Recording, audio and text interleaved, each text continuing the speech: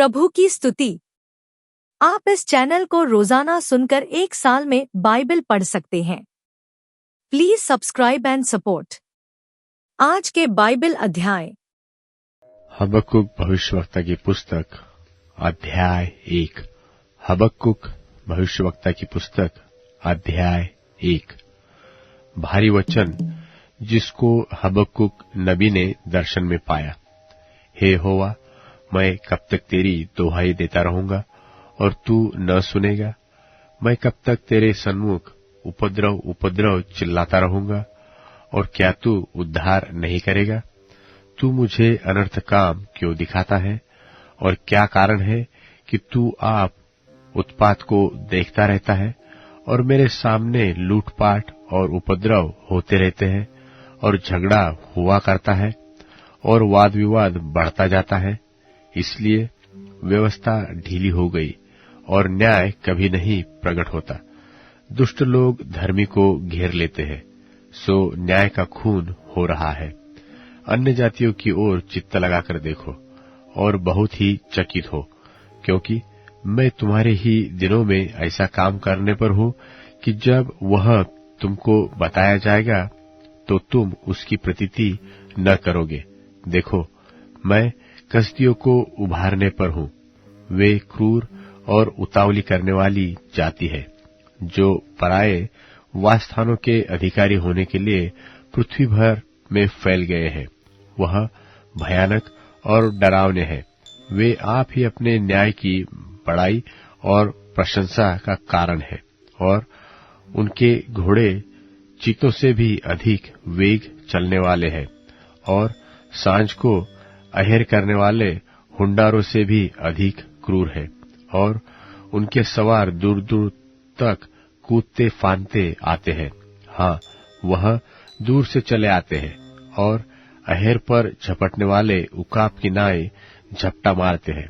वह सब के सब उपद्रव करने के लिए आते हैं।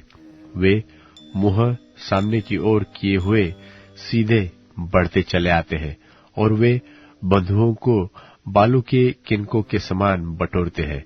और वह राजाओं को ठट्ठों में उड़ाते और हाकिमों का उपहास करते हैं। वह सब दृढ़ गढ़ों को तुच्छ जानते हैं, क्योंकि वह दमदमा बांधकर उसको जीत लेते हैं। तब वह वायु की नाई चलते और मर्यादा छोड़कर दोषी ठहरते हैं, क्योंकि उनका बल ही उनका देवता है। हे मेरे परमेश्वर यहोवा, हे मेरे पवित्र परमेश्वर, क्या तू अनादिकाल से नहीं है? इस कारण हम लोग नहीं मरने के। हे यहोवा, तूने उनको न्याय करने के लिए ठहराया होगा। हे चट्टान, तूने उलाहने देने के लिए उनको बैठाया है।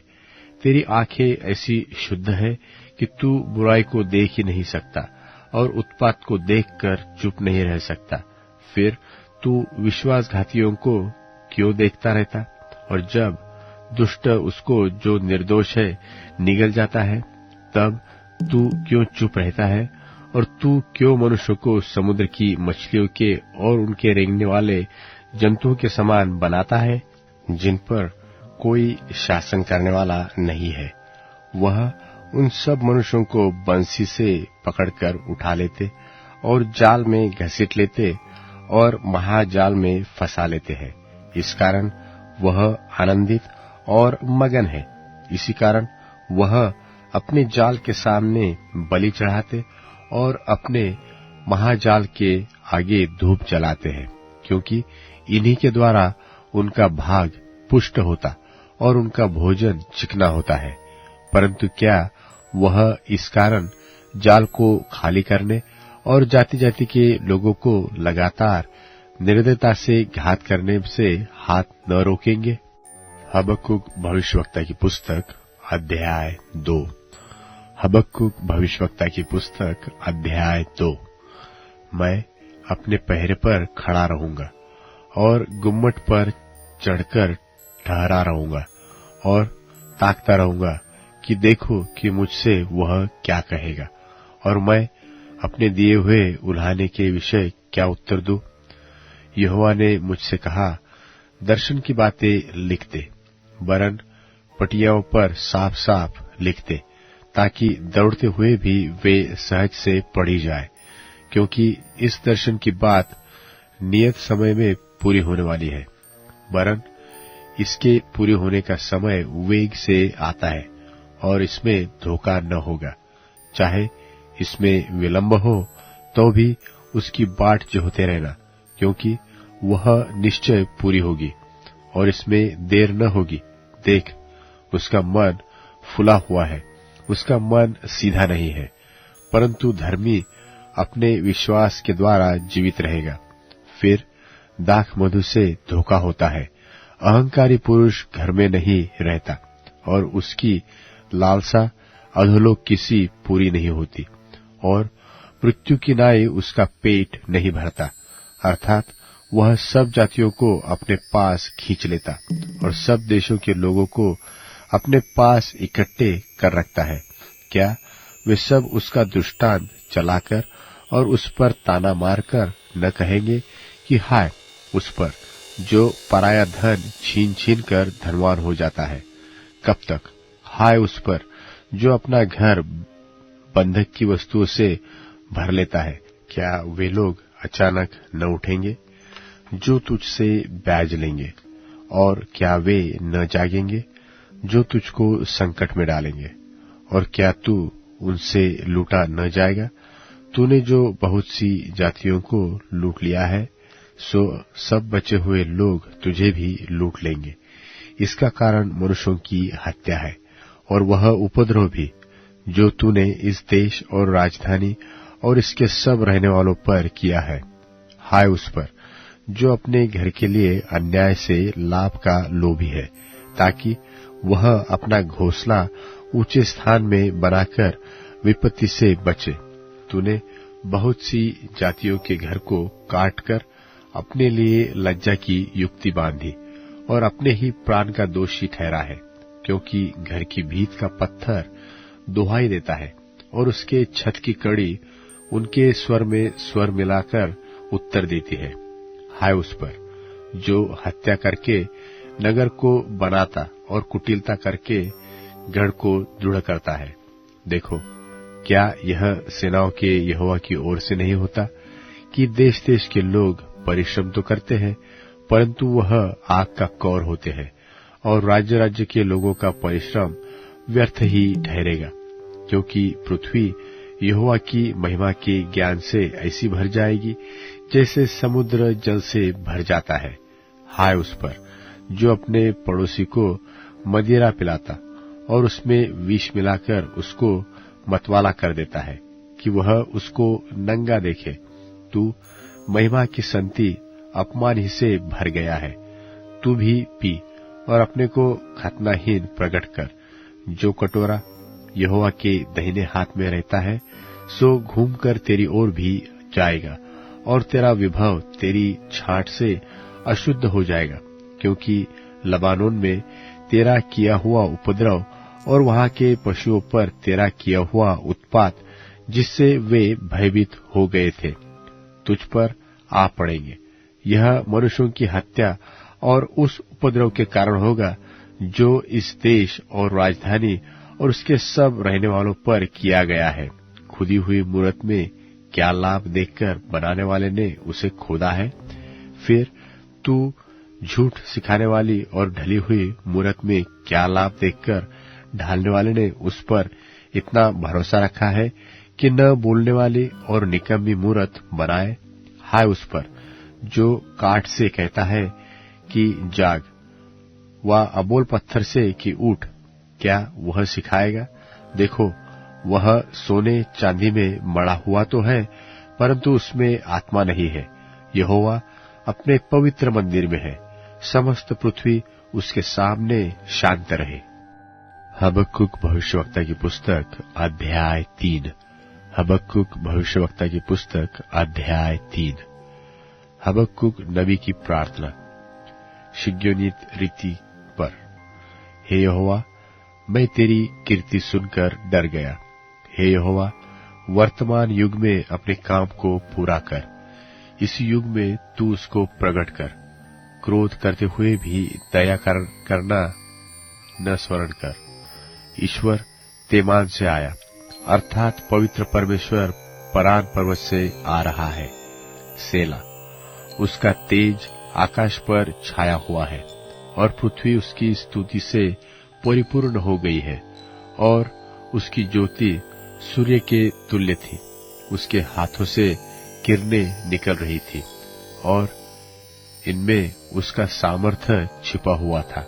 उसके आगे आगे मरी फैलती गई और उसके पांव से महाज्वर निकलता गया। वह खड़ा होकर पृथ्वी को नाप रहा था। उसने देखा और जाति जाति के लोग घबरा गए और सनातन पर्वत चकनाचूर हो गए और सनातन की पहाड़ियां झुक गई। उसकी गति अनंत काल से एक सी है।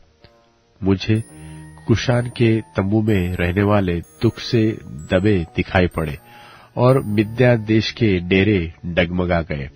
हे यहोवा, क्या तू नदियों पर रिसियाया था? क्या तेरा क्रोध नदियों पर भड़का था?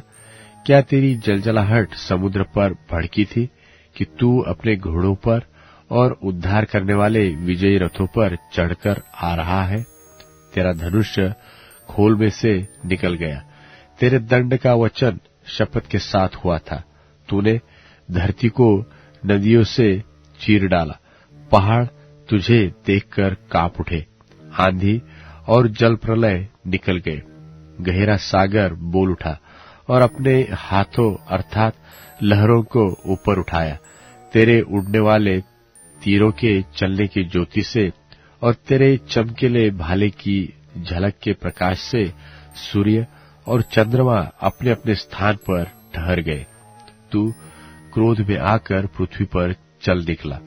तूने जाति जाति को क्रोध से नाश किया और तू अपनी प्रजा के उद्धार के लिए निकला।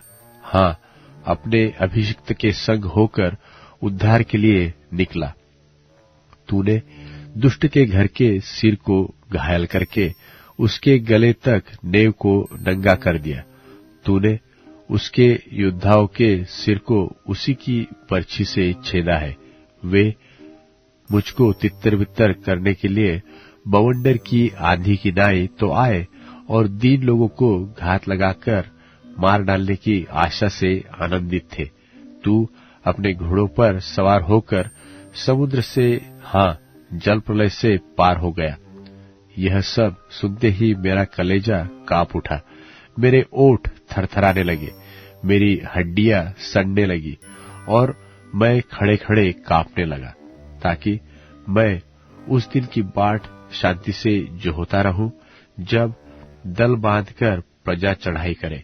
क्योंकि चाहे अंजीर के वृक्षों में फूल न फूले और न दाखलताओं में फल लगे और जलपाई के वृक्ष से केवल धोखा खाया जाए और खेतों में अन्न न उपजे और न तो भेड़शालाओं में भेड़ बकरियां रह जाए और न थानों में गाय बैल, तो भी मैं यहोवा के कारण आनंदित और मगन रहूंगा और अपने उद्धारकर्ता परमेश्वर के हेतु अति प्रसन्न रहूंगा।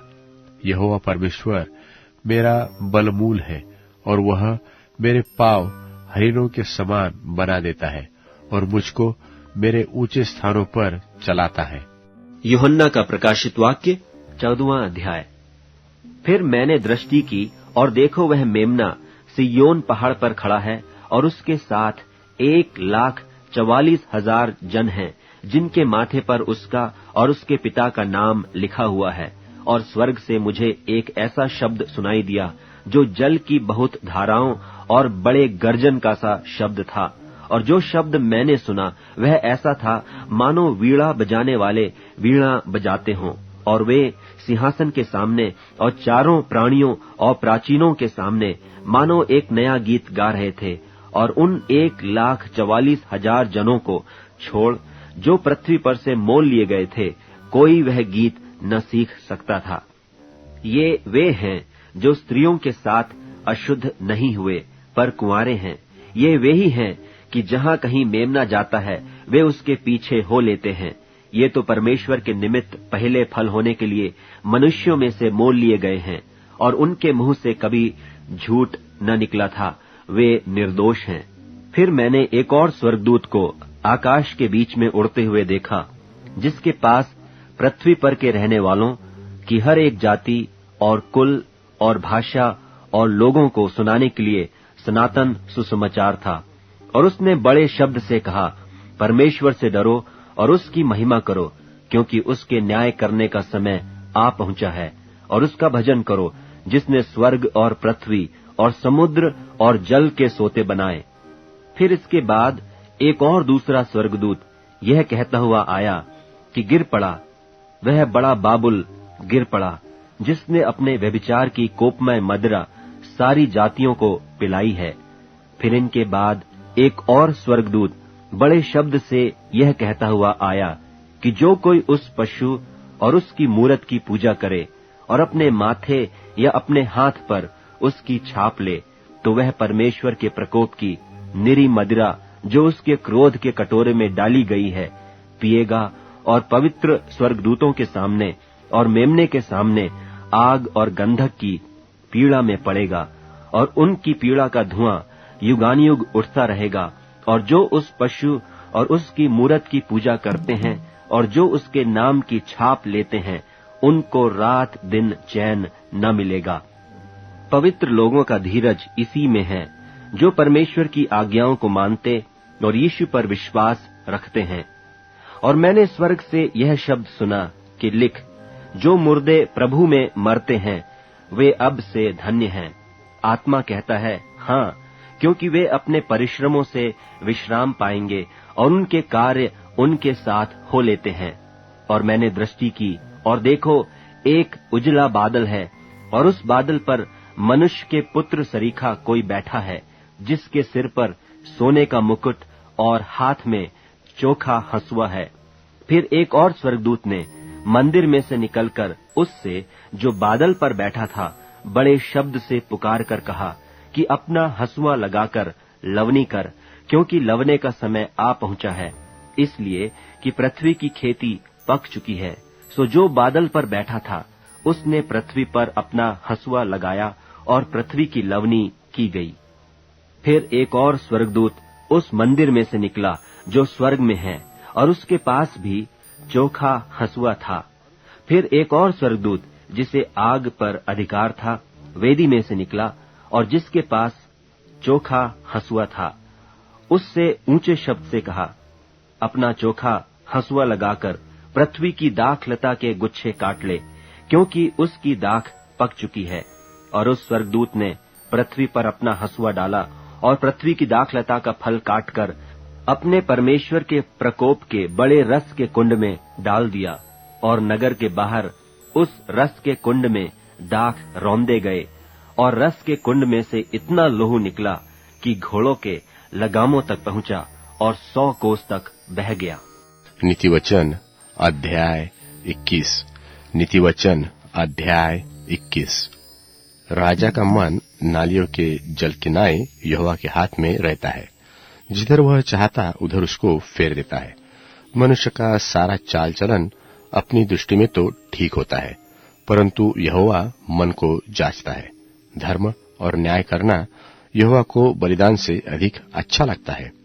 चढ़ी आंखें, घमंडी मन और दुष्टों की खेती तीनों पापमय है। कामकाजी की कल्पनाओं से केवल लाभ होता है, परंतु उतावली करने वाले को केवल घटती होती है। जो धन झूठ के द्वारा प्राप्त हो वह वायु से उड़ जाने वाला कोहरा है, उसके ढूंढने वाले मृत्यु ही को ढूंढते हैं। जो उपद्रव दुष्ट लोग करते हैं उससे उन्हीं का नाश होता है, क्योंकि वे न्याय का काम करने से इनकार करते हैं। पाप से लदे हुए मनुष्य का मार्ग बहुत ही टेढ़ा होता है, परंतु जो पवित्र है उसका कर्म सीधा होता है। लंबे चौड़े घर में झगड़ालू पत्नी के संग रहने से छत के कोने पर रहना उत्तम है। दुष्टजन बुराई की लालसा जी से करता है, वह अपने पड़ोसी पर अनुग्रह की दृष्टि नहीं करता। जब ठट्टा करने वाले को दंड दिया जाता है तब भोला बुद्धिमान हो जाता है, और बुद्धिमान को जब उपदेश दिया जाता है तब वह ज्ञान प्राप्त करता है।